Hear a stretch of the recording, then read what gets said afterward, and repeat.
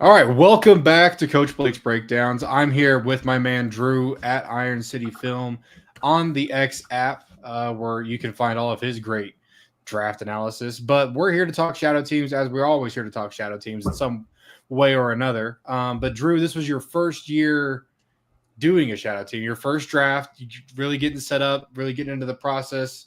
Just walk us through a kind of what you wanted to come in to the shadow team experience, like what your kind of mindset was coming into the draft, and then now that we've gotten through, walk us through how you're feeling. Yeah, well, actually, my intro was one of our first shows over at Draft Professor we did together. You kind of ran through your whole spreadsheet and like introduced the whole concept, and it seemed like sicko enough for me to get in here and join in everything. It seemed right up my alley. And I think, like you mentioned this to me early on, it's a nice way. Really, to me, it's kind of an exercise to just track my hits and misses, like keep myself honest as an evaluator. Like I'll enjoy trying, kind of making my own front office and like getting a scheme to plug these guys into. But to me, the most value in this is just to keep track of my hit rate as an evaluator, and kind of learn where I need to grow and where I need to change and what I'm doing right and what I'm doing wrong. But it's kind of overwhelming going into it first, like your first year, because you have so many holes. Like you don't really know where to go. 53 of them. Yeah, 53 exactly. holes. So, to me, it's really just like it's overwhelming, but it's also freeing because you can kind of go BPA in the best sense of the word. Where normally when you say BPA, it's more like best value available for your team or you're trying to fill. This is literally you're just go best player on your board everywhere, which is what I did. I took some of my guys because that's just, again, that's kind of the whole point to me. What's the point if you're not taking your guys? But I mean, just starting out, I was at 2. The Travis Hunter debate was something I put a little bit of something into. But I've kind of stood from the very beginning. I just don't see how you can be in 2 meeting rooms at once at an NFL level. I'd be shocked to see him play both efficiently. I was just always under the impression he's going to be either a full-time receiver or a full-time corner. And I don't know what the shadow team rules are as far as Travis Hunter goes. Like, can you put him at both?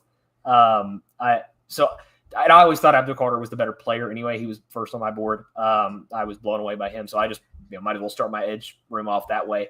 I get to 22. I weighed a couple of options there, but again, like Jihad Campbell was 6th on my board. And I know the injury issues do worry me. I know that's why he fell that far. The medical red flags are, a thing. But to me, I was just, like I said, pure BPA. I just wanted to stick my board all the way through. So we had him as the first linebacker here. Donovan Zaraku was the first like major steal in my eyes. Again, 8th on my board. My first 3 picks were all top 10 guys on my board. So I'm doubling up on edge there. Maybe I try not to put position into my head too much, again, because I have so many holes to fill. Like I can worry about that down the road. Just get talent on the team for now. But I was a big Azaraku guy. I thought he fell a lot further than he should have.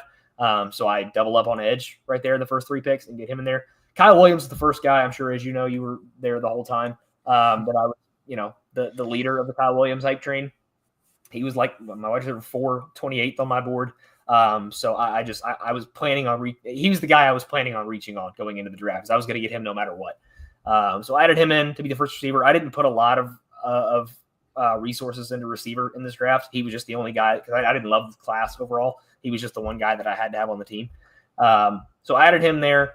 Pedaled the DB with Azareye'h Thomas, another guy I know we both were pretty high on at the top of the 3rd. Another guy. Most of these were just guys that I had high, and I thought, because we knew going into this draft too, we heard that it was just going to be basically that because the talent level was generally lower. We were going to hear a lot of guys were going to fall further than we all thought they should, because NFL teams had so much polarity on their boards, which makes the shadow team even more fun here because everybody else had different boards and there was so much variance in how the players fell in this draft.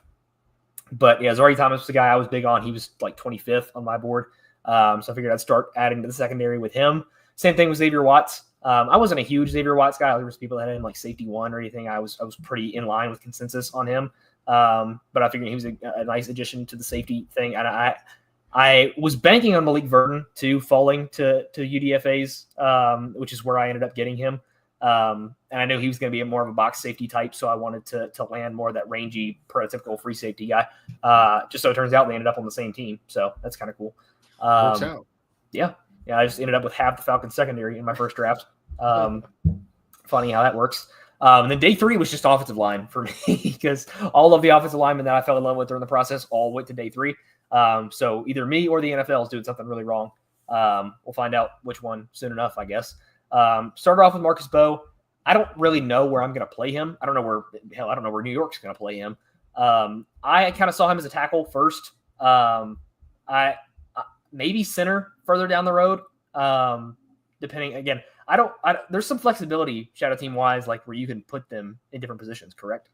Yeah, no, for sure. And that's like the thing with the whole shadow team experiment, right? The hard part is A, getting into that scheme, and B, figuring out where your guys are going to land and where you might want them to go might not be where they end up playing in the NFL. So the way like the scoring all works is all based on snap minimums, but it's all positional versatility as well. So like, I think we go back 3 years.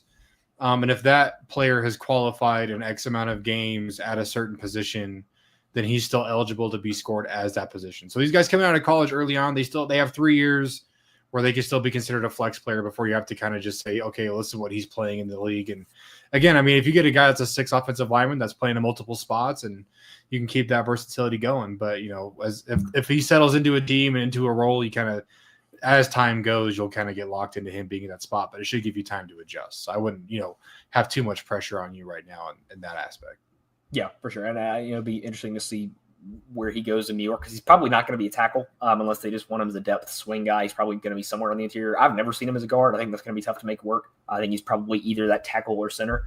But went back-to-back offensive lineman picks right here. Miles Frazier and Logan Brown were both huge my guys throughout the whole process. Logan Brown was like a top 35 guy on the board for me, and he ended up being a UDFA. So I guess either a major medical and character stuff floated around with him. So those are probably more major than I thought.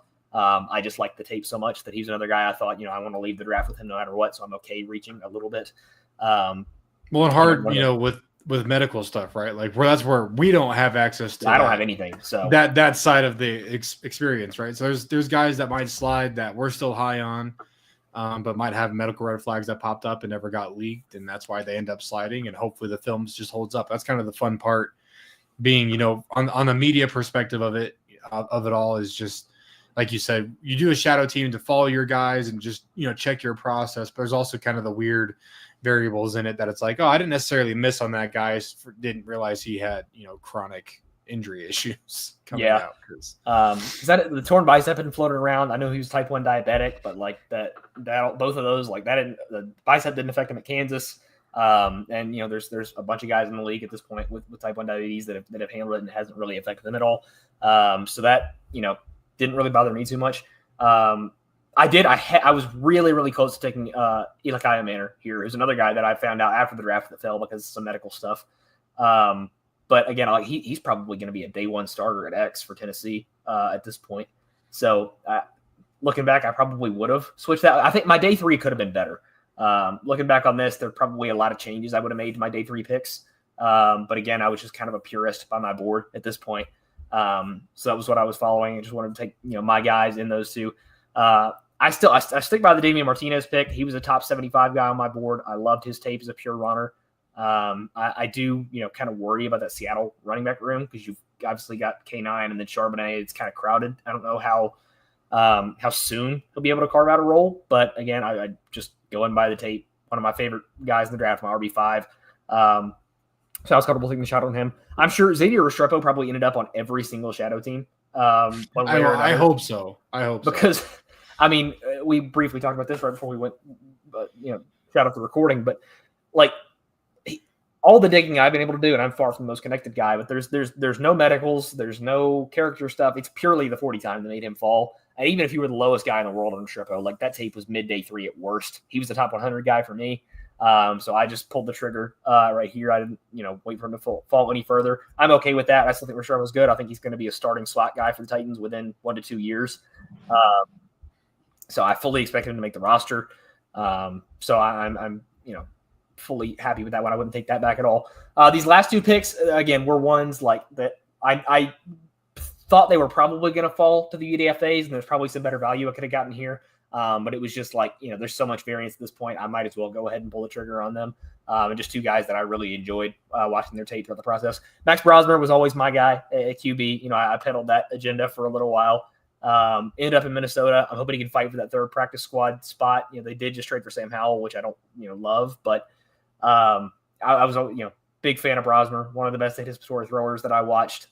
Again, some concerning medicals there. The arm talent is bad, but I think out of any of the like late guys or the UDFAs in this class, I think Brosmer has the best chance of being that kind of journeyman backup, potential fringe starter at a certain point in his career. But again, like I went into this knowing I wasn't going to get my starting QB for my shadow team in this class because I didn't like this class.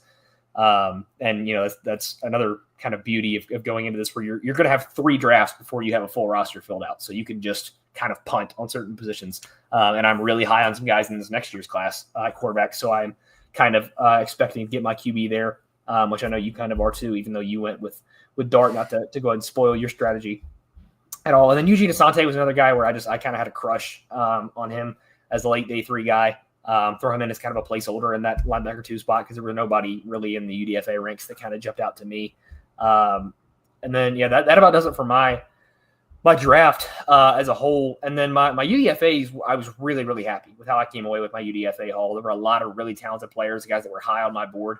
A lot of, late day 2, early day 3 guys to me that fell out of the draft. So I was really happy with my haul overall. Kamon Rucker was the first one that jumped out to me. He was an early day 3 guy, like borderline top 100. I know he had a really severe leg injury, so that's probably a lot to do with it. But I was a huge fan of his tape. Kobe Bryant, another guy I'm sure that probably ended up on every single shadow team ever because he was a guy I hope so. Mid to late day 2 guy throughout the whole process, and then falls into the ranks of the undrafted free agents. Again, I'm much less connected when it comes to Falcon stuff than I am Titan stuff, but I couldn't find any reason that he would have fallen.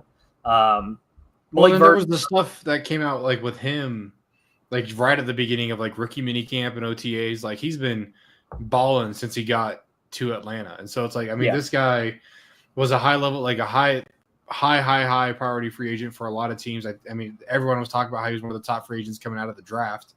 And then he even took a little longer to sign, was obviously waiting for either something specific, whether it was a landing spot or a price, whatever it might have been. But he didn't even sign that quickly. And so it was all like the whole situation has been really interesting. But I'm personally glad he's in Atlanta. I think he's perfect for that scheme. I think he's going to have a lot of opportunities to succeed down there. And I hope he's on everybody's shadow teams. I really feel like that kid's going to have a lot of success early on in his career. Oh, yeah, for sure. And jumping to the next one here, Malik Verdon, another guy where I knew I was going to leave with him throughout this. He was a borderline top 100 guy for me, one of my guys. I know another guy that had some major medical red flags. That's probably why he fell out of the draft. It was probably worse than I originally thought. Another guy that landed in Atlanta. So I ended up with Watts, Verdon, and Bryant all in that secondary. But I think Verdon is kind of your prototypical box safety. Would have probably been a 10.0 RAS guy if he had been able to test. I don't really have any doubts about that. So I was a big fan of him. Holland Pierce, another guy that I was super vocal about. Top 100 guy for me. I loved Holland Pierce's tape. What a landing spot, huh? In Philadelphia, too. Spot. Yeah. Couldn't really ask for a better landing spot for a guy like him to get coached up, kind of on the raw side. The athleticism in that massive frame. I think the Eagles are salivating to kind of coach him up and have him replace some of those older tackles whenever they do end up getting out of there. But I think there's a very realistic scenario where he's a starter within the first 3 years in that locker room they got. And then I took back-to-back shots here on tight ends just because I didn't address that in the draft at all again because I didn't like this tight end class very much. But I kind of took some polar opposites right here. I got my kind of F, just big slot receiver in Jake Briningstool. Another guy that I like the landing spot at the Chiefs, kind of sit behind Kelsey and Noah Gray because Kelsey's probably, only got one more year before retirement and very similar stylistically to Noah Gray. But again, just a good landing spot. I had like a 5th on him. I ended up with a 5th on like 90% of this UDFA class. So it's, good enough to me. Elijah Huzzy, another guy that I was pretty big on. I got to him late in the process, but I liked his tape a lot. Ended up in Houston, kind of a thin secondary there too. So I think he's got a pretty clear path to making that roster. And then my other tight end that I got opposite of Briningstool is kind of your more inline wide tight end guy in Caden Prescorn. Me and Parker were both big Prescorn guys, very concerned about the athleticism, but again, he's in a tight end room that's razor thin in Denver. And he is one of the few true inline wide guys in this whole class. So I was excited to get him in there to play that role, at least because I am one of the few people that apparently still cares about inline wide tight end guys. I am right there with Max Toscano is like the truthers for the inline wide tight ends. I'm not going to let them just turn it into another slot receiver. Willie Lampkin is another one where we briefly talked about him too. Where like I don't think he's probably ever going to play at a consistent level, but the tape was so much fun, and he was just so much fun as a player that I couldn't not bring him on. And also it's on the Rams. Anything can happen there with Sean McVay. Who cares? Just take the shot in the dark there. When the tape was that fun.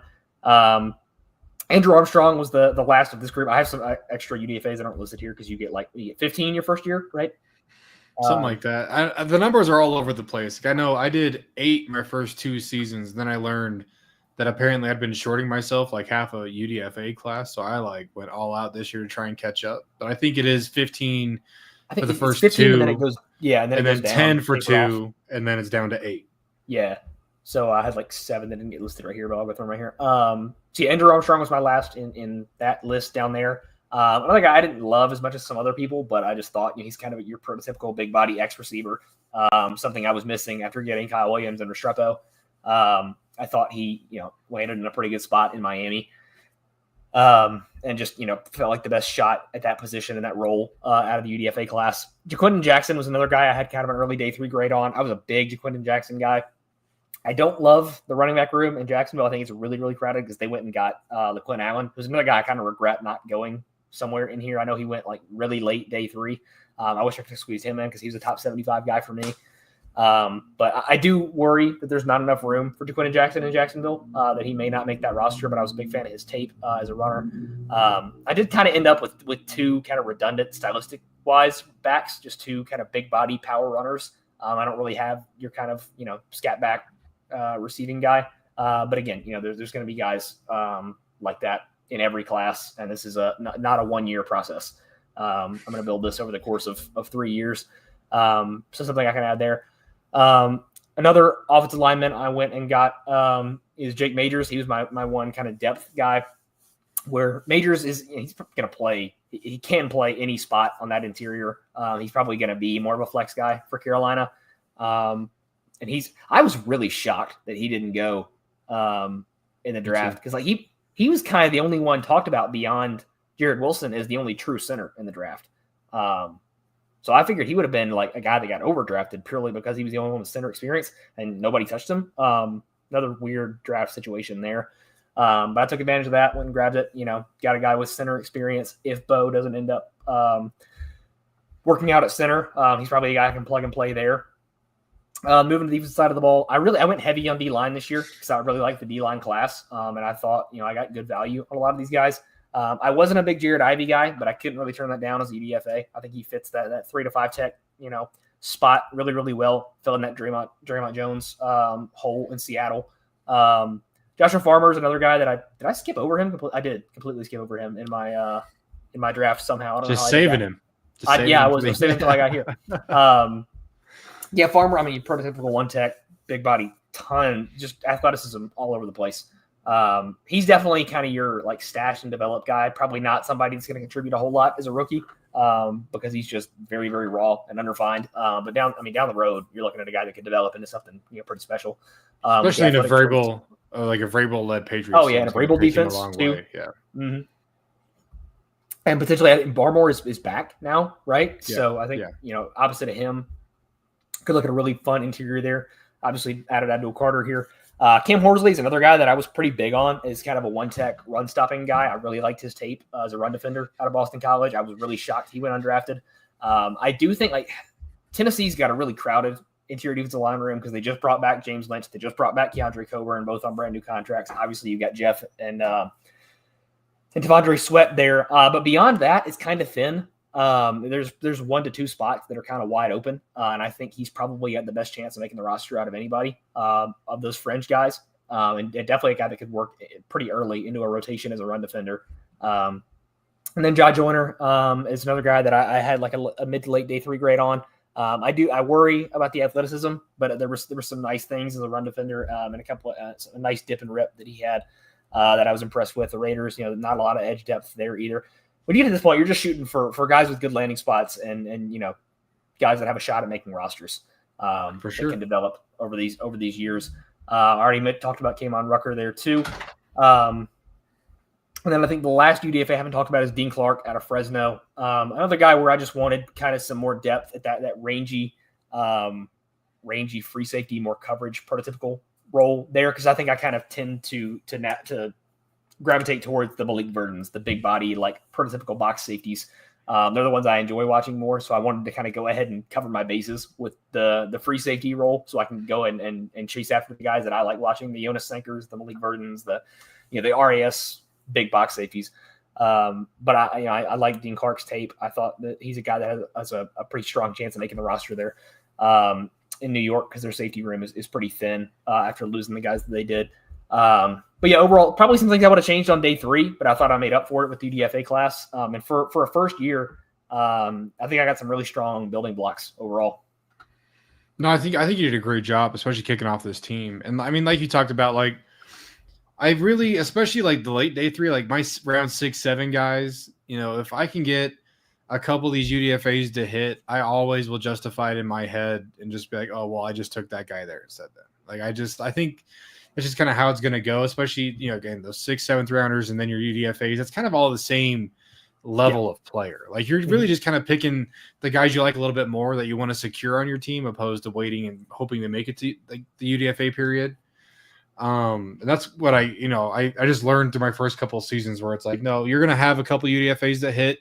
And if you can always have a couple of UDFAs that hit, you're going to feel all right. Because even last year, I mean, I grabbed a guy in Jalen Coker as a UDFA who I was a fan of, but I just didn't really want to draft because I didn't feel like I needed a receiver, because I took a Troy Franklin early in the second round, the same draft. Ooh. And that's what I'm saying, though, because now if I just look at it and I say, oh, well, I just took Coker in the second and I took Franklin as a UDFA, I'm feeling pretty good about it right now, because they were pretty neck and neck as far as the shadow team principles go, the scoring systems, the snap counts. Like, they're pretty close. Like, they're battling for my wide receiver 3 spot right now. And that's why I think it's fun, because I also added a couple other, young receivers in this class as UDFAs.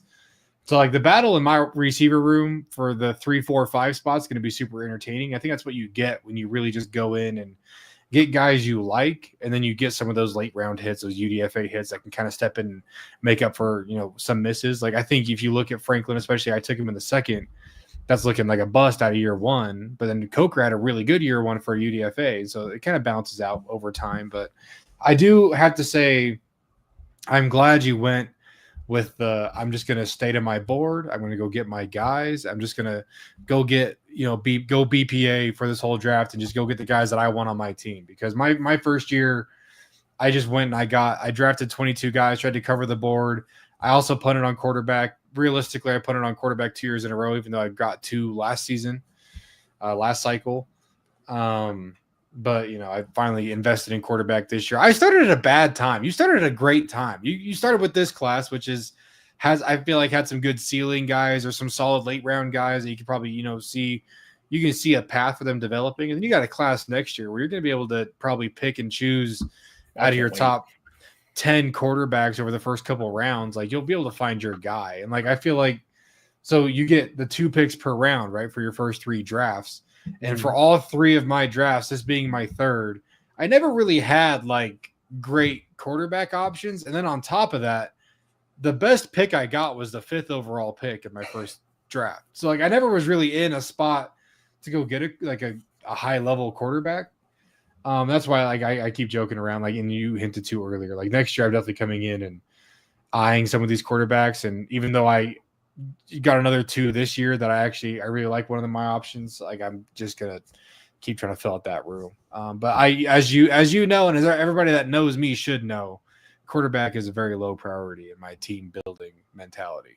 I want to surround this guy with talent. And that's why I like the direction you went. I mean, I feel like you really hit this D-line hard. And I feel like you have some talent in your receiver room that you really like, and I really hope that works out well for you, because I think this is a great, and what I was trying to get to, why I like that you went BPA and stuck to your board, is it's going to give you a really great opportunity to see through this next season how that process went for you. And then by the time you get to the next spring, you're able to sit down and evaluate your process and say, okay, what guys did I miss on and why?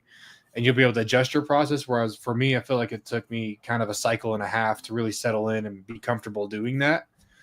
Where I feel like I really kind of sold out this year, and I got some guys in spots, but we'll see how it goes. But being able to go through the shadow team experiment or, project, whatever you want to call it, and come out of it every cycle, knowing that you can look back at your evaluation process, your drafting methodology and strategy and process, and really overhaul that and take that in and figure out where you miss, figure out where you can improve, and just kind of stack on top of that. And I think you got a fun class to build from. And like you said, I mean, year one with your, what did we decide? 22 plus 15. So you got 37 max guys on your team right now. Mm-hmm. You're not going to get like a lot of contribution early on. You'll have some fun guys that are going to be fun to follow through year one. But I think, again, with your process and, with the foundation you've laid, I think next year is going to be really fun for you. And I'm excited to watch your team because, I mean, you got guys like you have some really fun day 3 crossover. Like I got Logan Brown, I got Miles Frazier. I thought there was another one that we both had, but I don't know. It's going to be fun to kind of just watch the guys that we have in common and see if we're both idiots or if we're both just smarter than everybody else, and kind of vice versa, see how some of these early picks go. I've been very lucky with my early picks. Out of the first 2 rounds, Franklin, I think, was really the only real miss. And I mean, it was a rookie year that I've had in the first couple rounds. So I'm excited to see like if you have the same success with your guys, which I think you will. I mean, I love a lot of especially your early round guys. I mean, you got edge talent for days. That's kind of what I wanted to kind of segue into. But I really want to talk about the positional value conversation is something that infuriates me all the time. And I really think it's funny, coming in to your first year, a lot of people want to focus on, go get the premium positions, stack up on this value, make sure I can get guys that can contribute, give me points. But I like how you really leaned into what you felt the strengths of the class were. And so could you talk through kind of your mentality as far as coming into the draft? Were you just looking to just go straight BPA? Did you kind of have that in mind? Like, oh, I want to I like this edge class, so I want an edge, but I probably should also get an edge. Or was it just straight up, no, I love Abdul Carter, I love Ezaraku, I love Kyle Williams, I'm going to go get my guys? Or was there positional value factored in for you, or were you just kind of going at it? No, I think a lot of times I was fighting the positional value thing too, because like in my head it was like it's a lot of pressure. Oh, you got to fill this hole. You got to fill this as an important position. You got to fill this hole. But I think I did a good job staying home and realizing, hey, I don't have to fill this roster out in 1 year. I can sit back and I can draft the guys who I think are good in this class rather than reaching for a player I don't like as much to fill a position that I could have filled with a player I like next year. So it was just a matter of sticking true to my board and taking I thought I played to the strengths of this draft class, which I think were the trenches most of the time, especially on the defensive side of the ball. And just taking, my guys, the ones that I really had a lot of faith in, but yeah, just sticking true to my board. And I think I did overall a pretty good job not conforming to the positional value mob and sticking true to where I thought the class was strong. It always makes me happy to find another just, not only a QB value, maybe not truther, but you see the vision that I've laid forth. But also, like, I mean, there's a lot of guys that I see that always want to go get a receiver high. They always want to go get an edge high just because they want to get, even if it's not like a premium pick, they want to get a high round pick on that talent and just try and keep taking shots, but early on those positions. Whereas I'm 100% with you, and you know that, but it's, go evaluate the class, see where the strengths in the class are. And then what I like doing is I go through, and it's always, am I going to go take my edge 8 or my O-line 3? Exactly. Type conversations. And it's like, if the 8th edge is that much better, then of course I'm taking it. But I mean, why would I not, try and address premium spots at other positions that just might be sliding due to volume at other spots? That's where I think we saw a lot of this year, where there was a lot of volume in certain spots that other guys just ended up slipping for kind of like you hinted to random reasons, could be, or just, is it not a non-premium position, a weak position in the class? We'll let him slide a little bit. Like, I think Jake Majors is a great example. He's another guy that I picked up as a UDFA and really hoping that he can find a way onto my roster this year. And then just the other thing that you brought up that I wanted to talk to, mostly because I think I've given it a go this year, but the scheme specificity, and then like, yeah, finding the guys that, I like this type of player, but I need this type of player. I feel like is a conflict I have every, not only just the draft, but like every draft cycle when I'm evaluating guys. And it's like, oh, well, I need a safety, but what kind of safety do I need? Well, I like this. This is my prototypical safety period. And I don't really like this position because it doesn't fit this. And how do I make that work in my scheme? And so I was actually able to kind of overhaul my defense and kind of throw in a scheme, and we're going to see how it goes and how it fits up. And again, that's where it's tough because some of these players might fit a role in your mind, but then they end up on a team where they're playing a completely different role. So that could be hard. But I'd love to hear kind of your thoughts on how you balance that, because again, like it's something I struggle with, where it's like, I like big physical defensive backs, but sometimes you need a rangy center fielder at safety, or you need a smaller guy that can run around and make some plays for you. Or when I'm looking at a slot guy, I'm always going to prefer like the bigger body can also play linebacker slot type, opposed to the small like nickel corner style player. So kind of those flex positions are always tough for me schematically, trying to figure out where a guy can land in the league. But then also on my own side, I don't like watching some of these smaller players like a defensive back or some, like you're a wide zone guy, I'm a gap guy. I want to see the big, strong, mauler offensive lineman. You want to see the athletes. And so how do you kind of balance out, this is the type of player I like, and then, I might not like this player's build, style, whatever it might be on my board, on my profile, but he's still a good football player. I should probably get him on my team. Yeah, exactly. That's where I was going to go next. That's why I think it's so funny how we're like polar opposites schematically, like especially on offense and like run scheme wise. But we ended up with a lot of the same offensive linemen, like on day 3. And to me, I think the biggest thing when it comes to that is I think you pick schemes and styles that kind of match what you like as an evaluator. That's what I try to do, at least, where like I have always been, again, I don't watch as much NFL film as I should. I've still got a long way to go in terms of like knowing the schematics and X's and O's of football. There's a lot I need to learn there, especially defensively. But I've always been kind of a Mike McDaniel zealot. Like I love what he's done in Miami. I love both his run schematics and his pass game. But especially the way he runs wide zones, the way he gets his tackles out in space. That's my favorite way to run the ball, is what they do in Miami.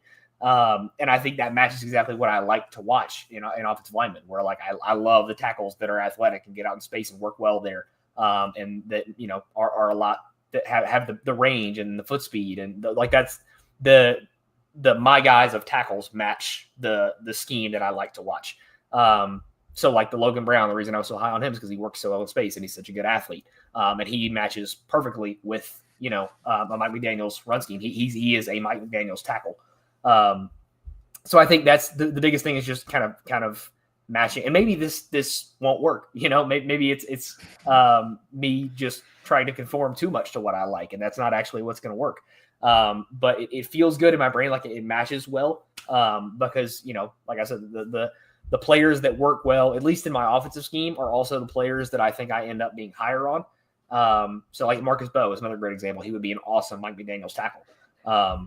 So that ended up being really easy for me when it came to drafting these guys on day 3. Like Miles Frazier is another guy. I want to follow that kind of Eagles-esque kind of template when you go to an offensive lineman. I want really athletic tackles. I want just rocks for guards. I don't really care how athletic they are, and a really athletic center. And I think I came away. I didn't invest early on in offensive line in this, but as far as day 3 flyers go, I think I matched that pretty well. With this, and that's what I'm going to continue to try to build as this goes on, when I get to invest more capital and more valuable capital in offensive line. That's the kind of thing I'm going to go with. And as well, I think that matches well with the Dolphins offensive scheme that I'm trying to mimic as well. Defense, I'm a lot more kind of fast and loose.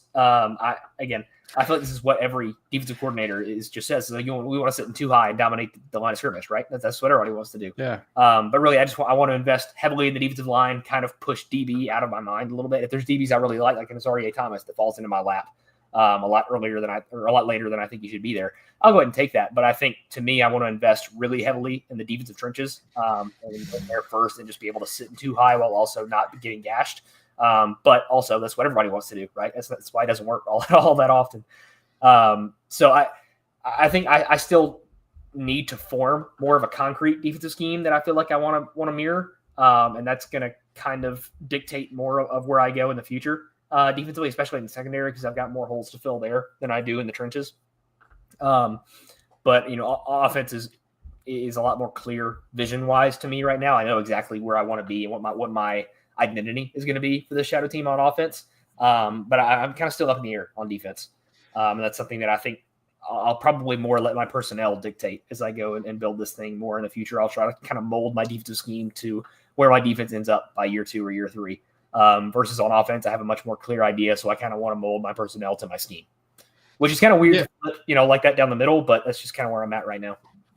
Yeah, no, and I think that's perfect though, because I think, I came in and I told myself I was just gonna, lean into what I liked, especially like this year and moving forward. I'm gonna do it a lot more, which I wish I would have started earlier. But defense, like I was kind of in the same boat where I understand defense, but I didn't really know what scheme that I would like to, build for. And so I was kind of like, let's take this first 2-3 drafts and then just see what kind of players that I like, what kind of play styles, play builds that I fall into and end up on my team, and then just see where we got through a few cycles, and then we'll start adjusting. That's why I said this year after my 3rd draft, I'm throwing out this first attempt at a defensive scheme, and I just keep looking at it, and I just always laugh because it's like I never would have picked this defensive scheme for myself, but like the more that my shadow teams leaned into it, I've been trying to learn more about it, just from a coaching perspective, trying to learn more about defense anyway.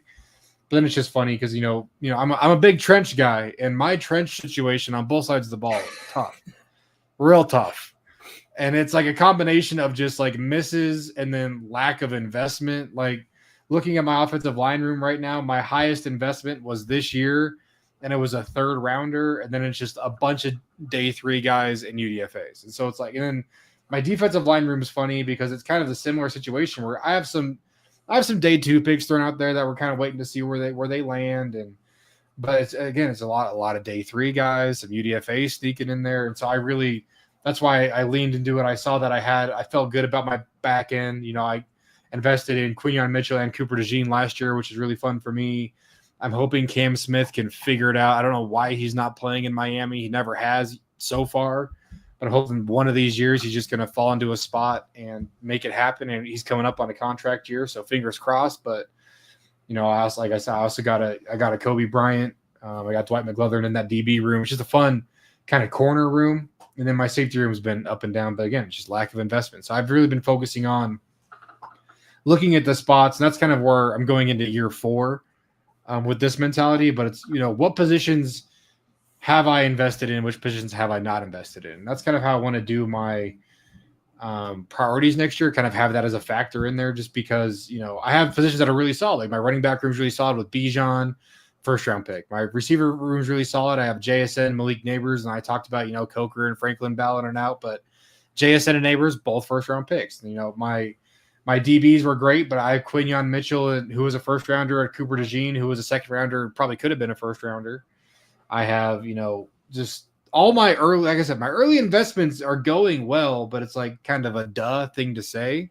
Yeah. But then I look at where my team's struggling, and it's like, I haven't put any like worthwhile capital into that room. And so that's something that I'm excited to kind of play with as I move forward. But that's why it's fun. The scheme thing is interesting because you just get a picture, and I picture all the time. Like you'll never see this team actually play together, which is kind of the fun part for me.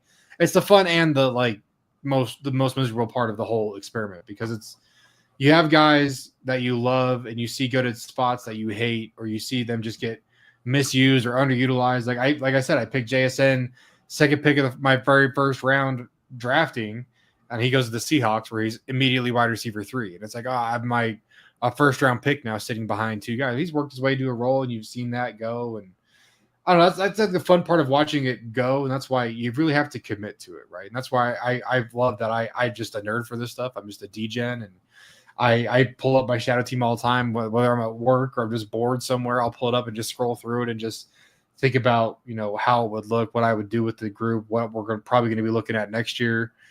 I always laugh, dude. Looking at my O-line room, we're just waiting on the Chandler Zavala breakout, dude. Chandler Zavala is the reason that I am the way I am in the draft mindset now. It was purely him. I didn't like the tape. I thought it was fine. I heard a lot of hype.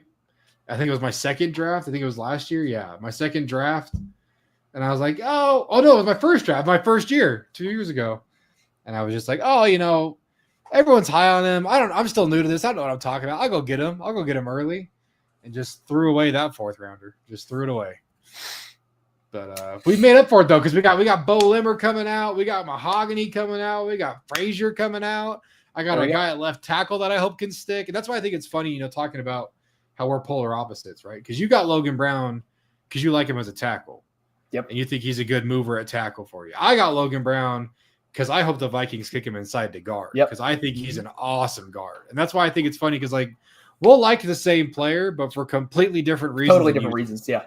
And that's why it's fun. That's why we'll draft guys, like just like that, where I see guys as complete and total guard or tackles who I'd never try at guard. And then sometimes it's the inverse, where you see guys at tackle that I'd not be comfortable trying out there. But we end up drafting the same guys.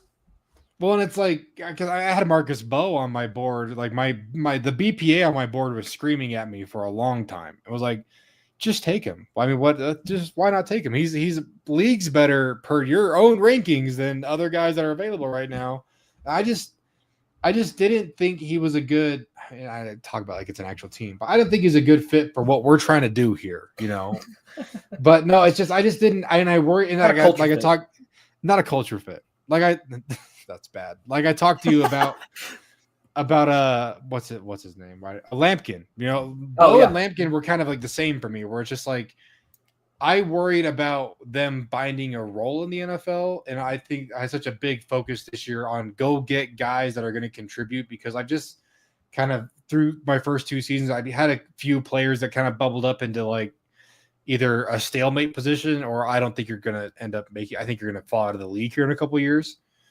And so my big focus this year was like, go get guys that are versatile, go get guys that have upside at multiple positions. We'll talk about my draft another time, but that's why I got the flexible guys I talked to you about. I got defensive linemen that are flexible. I got offensive linemen that are flexible. I got these receivers that I could put in, because I keep looking at my receiver room and I have no X receiver. JSN and Malik Neighbors are my 1 and 2, and neither of those guys should really be playing perimeter on their own. Coker's an X. So, yeah, but that's why I'm looking at it right now, and I'm like, because I have an XZY when it really should just be wide receiver 1, 2, 3.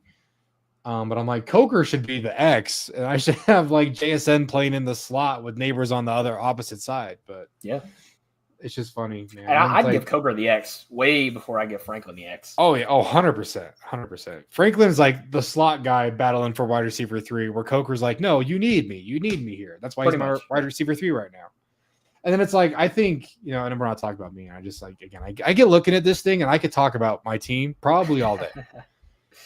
But I think Tucker Kraft might ruin my tight end room, because he's doing good enough. And I got him in the 3rd round, where it's like, I don't need another tight end. And I have this crazy wide receiver room with a bunch of talent. I don't need a tight. But then it's like me in the offense that I want to run in life. And it's like, I need something else in that room. And currently I have nothing. But it's like every time I go to draft a tight end, it's like, I don't need I need this position. I don't need a tight end. And it's just that room's gonna tank, and it's all because of that bad mentality that I have. And again, I hesitate to put anything. Nothing is definitive in summer scouting, but just looking ahead and from what we've seen so far, this 26 tight end class is rough. There's like one guy that sticks out as a clear day 1 guy. There's like 2 intriguing day 2 options to me so far, and that's about it. It's pretty thin to me so far. I'm not sure your solution is 26. I took 2 UDFAs this year that I personally liked a lot. I don't know if they're going to be like stars or anything, but I feel like they could. Like I said, the tight end room I have right now is just 1 guy. So it's like I got 2 more guys in, and if they can push for spots, they can kind of fill in that room a little bit on the back end. But again, that's where it's like I look at it again. It's investment in capital, and that's where I think it's like the whole concept of the shadow team thing is fun, right? Where it's get in there, figure out your strategy for how you want to manage, personnel you like. But then really the fun game is like you always yell at your team for this position group sucks or this position group sucks. But it's like I come back to my team and it's like maybe when I'm yelling at other teams, I should look at how much they've invested. And that's why, as a Bengals fan, I've done that with the O-line for like 2 years now. And it's like, oh, the O-line sucks because you just don't invest money or draft picks into the position room, so that's why it's no good. But I mean, Okay. they've started to. That's why I just keep looking at it. And I'm like, if I don't have a couple of these guys pop off, like I feel like looking at my room right now, I could have like a solid 5-6 guys over the next 2-3 years that fill into roles. But if for some reason that doesn't happen, I think I'm just gonna have to start swinging like day 1 and day 2 and just go get offensive linemen. But yeah, no, it's fun. I'm excited to watch your team. I'm glad that you started it up. I hope you're in the league. I've been bugging you about it. I need to get you in this league because I got to see how you score, because I can pull up my because we track again, we track 3 years of scoring, so you kind of see how your team's growing and changing. Oh yeah. And so if you are out of your mind if you don't think I'm going to be comparing my first years to your first years. Oh, I would expect nothing less. I hope you are. And we always joke because the shadow team stuff is not for competition. It's not fantasy football. It's just team building. People do it a bunch of different ways. Some people are trying to win Madden championships. Some people are trying to win the league based on our scoring principles. Some people are just trying to see if they can put together a good team. Some people don't even care about the evaluation process, and they just use consensus boards that they can find online, and they're just trying to go get that Madden championship. And so you're not supposed to compare yourself to other people in the league. But if I'm checking my score every week, like it is my job, I'll tell you what, like we get into this season and it's every week. I'm putting in the scores. I'm instantly going through and I'm putting in scores for like the people that I know that I'm close with or I'm trying to compare to. And it's fun because it's just, the scoring system's whatever, but it's also like, it's just a good time to build it. You don't get this far into something without being competitive. We're both ultra competitive. You're not this big of a football sicko if you're not ultra competitive. So, we're always comparing everything. Well, it's funny because that's why, like, I always joke with you, I my first 2 years, I was still trying to figure out who I was as an evaluator. I was trying to figure out what like a good process to have was. My process has changed dramatically all 3 cycles that I've done with my shadow team because of the shadow team. Honestly, if I would just been putting boards together, I don't know if it would have changed as much as it has. But then, trying to talk to you and be like, hey, don't do this dumb mistake that I did for both of my first 2 drafts. Don't do this dumb mistake that soiled my first draft. And so I'm hoping that I've imparted some wisdom on you, and hopefully I'm not a complete moron either. And hopefully your team does a little bit better than mine these first 2 years. But I joined the big leagues next year. So I like really try to lock in. Hopefully one of these quarterbacks can pan out for me. And then, like I said, I'm taking a shot next year because my biggest downfall and what's really held me back because I won my group my first year. I won my group, the rookie group. And then last year I really fell off. I was kind of middle or lower middle class of the pack, but I've never really had quarterbacks contribute points because I've never had quarterbacks play. And the quarterbacks contribute a lot of points. So even if you get a guy that's a bad starter, when you're in these first couple of groups while you're still building your team up before you join, the big boys, if you have a quarterback that can start, even if he's bad, you're going to be a lot higher. Like you're going to score a lot higher. Like there's the guys that had like the Will Levis's, and even like the Anthony Richardsons through his injury issues. Like those guys are putting up points week to week, and that's something that's held my team back. So I finally decided to invest in quarterback, and so I'm throwing that out to you as well. So don't get frustrated when your scores are low. Just remember that your quarterback's probably not scoring 10 points a week like other quarterbacks might be. Brosmer could get there. Brosmer could get there. I see the vision. I mean, JJ McCarthy's one more injury away from Brosmer time. So that's what I'm saying. I mean, they clearly they don't want JJ to play. They're searching long and hard for backup QB options, for other QB options. They wanted Aaron Rodgers. Brosmer's not that far away. I mean, this is a stacked room between JJ McCarthy, Max Brosmer. Sam Howell, that's right, the guy they got. And then let's not forget the dark in the room, Brett Rippon. So I mean this Vikings quarterback competition this offseason been a thriller to watch. So I'm excited for Max. But yeah, no, I appreciate you joining this journey with me. Like I'm excited to follow your team. Of course, I'm excited to see like who we align on, right? Like I know we have a lot of these, like I feel like the UDFAs and late day 3 guys we're going to be a lot more in sync with. Mm-hmm. And so I feel like really our teams are going to be separated by like the first 2 days of this draft like every year. But I'm interested to see kind of which UDFAs like we both get in on and pop up and make it happen or find spots on our team, and which of these day 3 guys we're both like in line on and make it. And again, I think I'm excited to talk with you through what misses did we have, why did we miss, what did we like that didn't translate, what did we not like that we should have liked. I'm excited to go through all that stuff too, as the season goes and throughout the season. But just wanted to make sure I want to get our draft hauls off. So I wanted to go through your team today because you're the first year. Everyone on the channel can now officially follow your team instead of making their own if they don't want to deal with it. That's true. And then I'm going into year 3. We'll go over my team on the next episode where I'll talk about my 40,000 player UDFA haul and my final 2 pick per round shadow draft, and then just kind of where my team's at, the defense I went with, kind of the potential for my offensive line, just kind of it's some fun stuff. My running back room feels kind of fun. I have Bijan, but I've kind of had the itch to go get like an RB2. And I couldn't decide what I wanted to do with that because I feel like Bijan's such a well-rounded player. You can kind of throw anybody with him in that room and he's going to complement him well. And so I just kind of got a guy that plays with a style that I like. And he actually ended up going to a spot where I'm going to have some decent volume of talent. So, but yeah, no, unless there's anything else you want to talk about with your shadow team, I'll get us out of here. But I just wanted to thank you for the time. I'm excited to have you on future episodes as well. And we're going to talk about more in shadow teams as well. I know we have a lot of awesome plans to get through some draft prospects weekly and just have kind of bring you guys along with us as we evaluate. And that's why I wanted to, kind of loop the shadow team stuff in here as well, because I want you guys to watch us talk through prospects, talk through what we see on the film and summer scouting, and then talk about it in season and what we're seeing. And then as we get into the spring and talk through the full, draft process and get into the nitty gritty of it.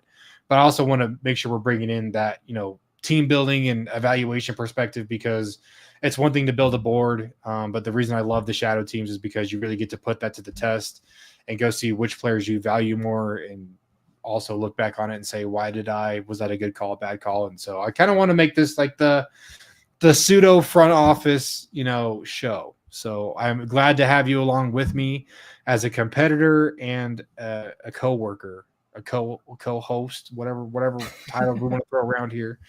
But yeah, no, I'm excited, man. I'm excited to get talking about my team too, as you can tell, because I can't stop thinking about it. So, oh yeah, it's gonna be so much fun. Not only doing all the shadow team stuff, but also the draft work for next year. We got a lot of fun stuff coming this summer. Your first time summer scouting? It is my first go around with the summer scouting. I'm already like knee deep into it, so I'm excited to just go head first. So we'll bring the audience along with your shadow team, with your scouting journey. I mean, this is the Drew show, so I'm just here to facilitate it. So, but yeah, no, let's get out of here. I just appreciate you. Make sure you plug your stuff before we get out of here, and thanks again, brother.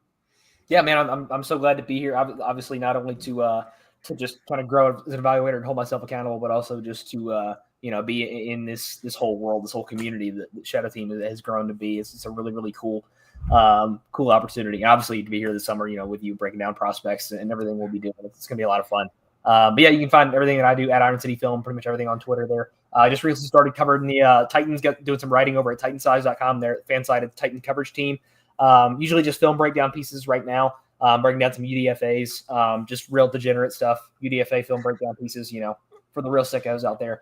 But yeah, you can find pretty much everything I do at my Twitter or X now. I'll never get used to that. But yeah, that about does it for me. Awesome. Well, thanks everybody for tuning in. I'll see y'all on the next one where I'm going to rant about my team and Drew's going to suffer through it. So, but I appreciate you guys. See you on the next one.